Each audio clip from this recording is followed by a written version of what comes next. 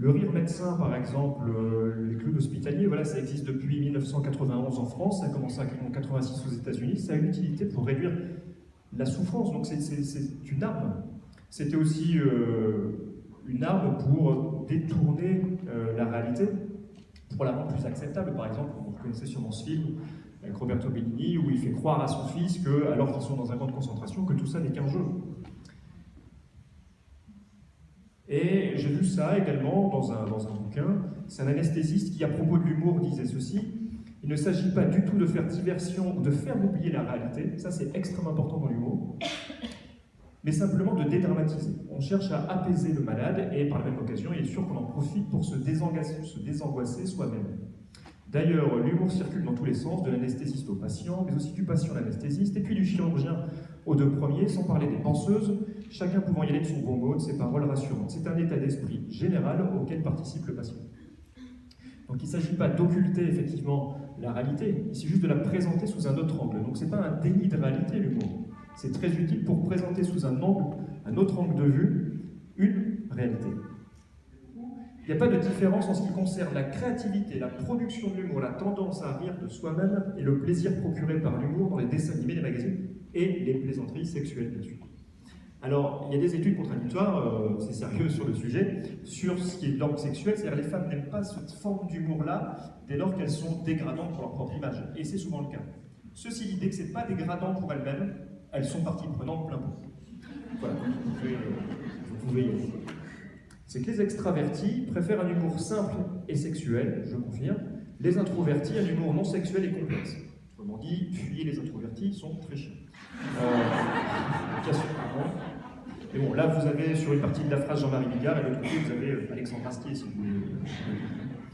Donc, alors, j'ai trouvé certaines choses assez intéressantes sur un trait qu'on appelle l'ouverture à l'expérience. C'est une dimension de la personnalité, c'est-à-dire un attrait pour la curiosité, l'imagination, l'appréciation de l'art, de l'aventure.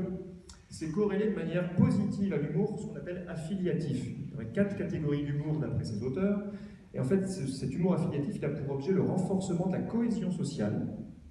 Donc, ça permet de tisser des liens en facilitant des relations, en réduisant les tensions interpersonnelles. C'est un peu comme une sorte de rôle médiateur dans des groupes, grâce à l'humour.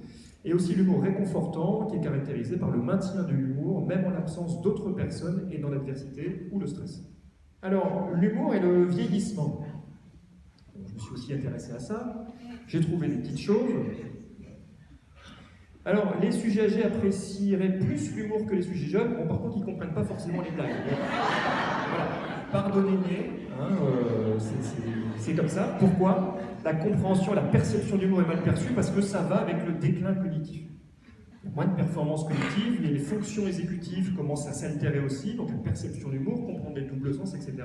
Ceux-ci dit, sont toujours très, très sensibles et très friands d'humour.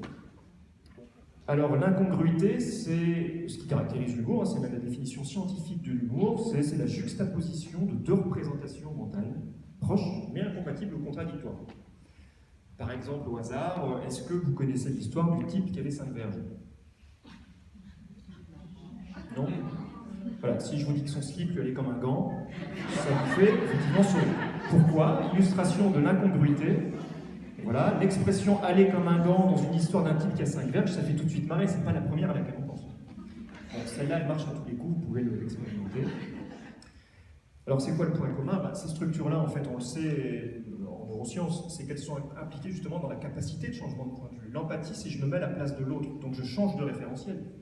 Je passe d'un référentiel égocentré à un référentiel hétérocentré, voire allocentré, comme une vue d'hélicoptère. Je regarde ce qui est en train de se passer là, actuellement, dans la relation. Okay. Comme là, quand je suis en train de parler, je fais quelques petits allers-retours de changement de point de vue. Et l'humour, en fait, nécessite ça. L'humour, c'est un changement de point de vue d'une réalité donnée. C'est pas la nier, c'est la voir et la présenter différemment. Et en quoi c'est intéressant? Parce que ça permet de sortir de son petit moi, de son petit ego, cette capacité de changement de point de vue dans l'humour et dans l'empathie. Et ça ouvre sûrement, comme on perçoit différemment, on peut agir aussi différemment. Et enfin, la 6e, qui est liée à l'opinion personnelle, c'est d'assumer l'image. Bien sûr, c'est pas quand je dis image, c'est pas avoir un masque, hein, c'est bien sûr quelque chose qui a été évoqué avec Julia Definet ce matin, c'est une image authentique à laquelle vous prétendez. si je jouais à balai masque et si je me lâchais vraiment sur le style que j'aime adopter, qui me donne du plaisir, qui me donne envie d'être avec les autres, ce serait laquelle? Ce serait déjà une première question. Et donc construire au quotidien sa légitimité, autant qu'elle soit plaisante, cette légitimité, et c'est parce que vous vous sentez légitime dans votre style que finalement vous ferez autorité entre guillemets, c'est-à-dire que vous serez en lien, en connexion avec les autres. Ça en tête, je pensais faire qu'un an avec une citation, celle-là je me suis depuis 5 ans, parce que je n'ai pas trouvé fondamentalement mieux que celle-là aujourd'hui, c'est garder à l'idée qu'on doit avoir toutes les compétences, tous les savoir-faire, ce qu'on appelle une certaine attitude, une certaine prise de distance, grâce aussi à l'humour, mais on ne peut pas y arriver. Merci de votre attention et je réponds aux questions.